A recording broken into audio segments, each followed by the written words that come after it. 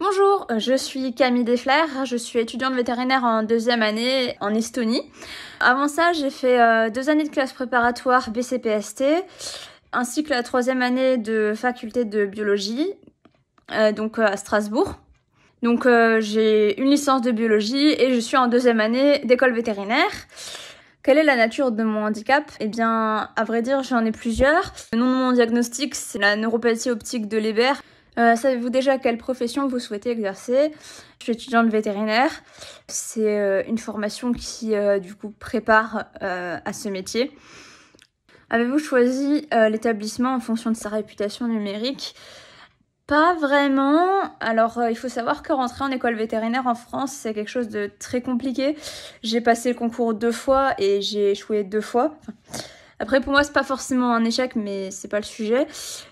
L'établissement, j'ai choisi quand même pour des questions d'accessibilité parce que, d'une part, on est une classe que de 30 élèves et je suis très sensible au bruit et aux foules.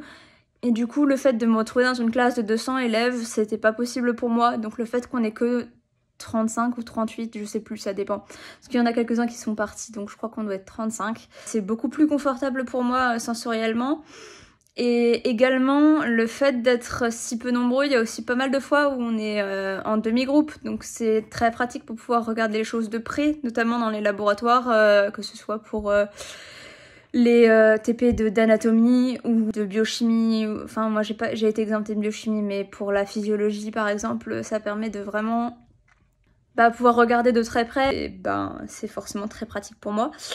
Au sujet des principales barrières numériques. Donc précédemment, quand j'étais à la fac, les difficultés majeures que j'avais, c'était tout ce qui était projeté, trouvé sur l'ENT ou le Moodle, les différents PowerPoint, et surtout pouvoir les télécharger avant le cours, parce que sinon, moi, je vais pas pouvoir voir ce qui est projeté au tableau. Donc c'était vraiment important pour moi de l'avoir avant, et des fois, c'était pas possible, parce que les informations étaient vraiment cachées dans des sous-onglets, et dans des sous-onglets d'onglets, de sous-onglets, et c'était vraiment pas pratique. Après, dans la majorité du temps, pendant ma formation, ça a été pendant la pandémie, donc forcément, c'était entre guillemets plus simple en lien avec mon handicap visuel, puisque j'avais pas à regarder au tableau.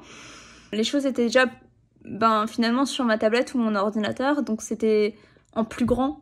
C'était du coup accessible en fait. Finalement, la pandémie a rendu mes cours accessibles.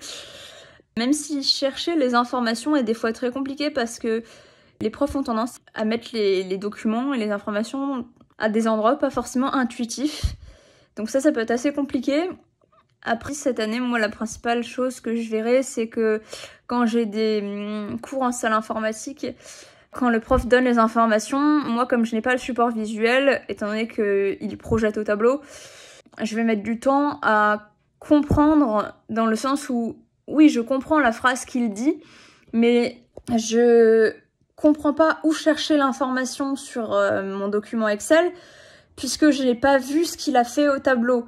Et que le fait qu'il dise la phrase et qu'il explique le procédé, ça me suffira pas parce que ça me fait trop de choses à faire en même temps. D'écouter ce qu'il dit, de chercher l'information dans le document, de faire l'action en même temps, ça me fait trop de choses à gérer. Et en plus, comme le TDAH interfère aussi, c'est quelque chose avec lequel je rencontre des difficultés. Face à un site web universitaire inaccessible, je me sens déjà perdue. Et en anglais, il y a le terme overwhelmed qui se traduirait par submergé. Mais par la suite, je vais aussi essayer de chercher une solution ou alors je vais vite abandonner. Ça dépend de mon niveau d'énergie aussi. Je vais essayer de chercher l'information si j'arrive à la trouver assez rapidement. Et au bout d'un moment, je vais également simplement demander à un ami ou une amie, un peu le Joker de qui veut gagner des millions.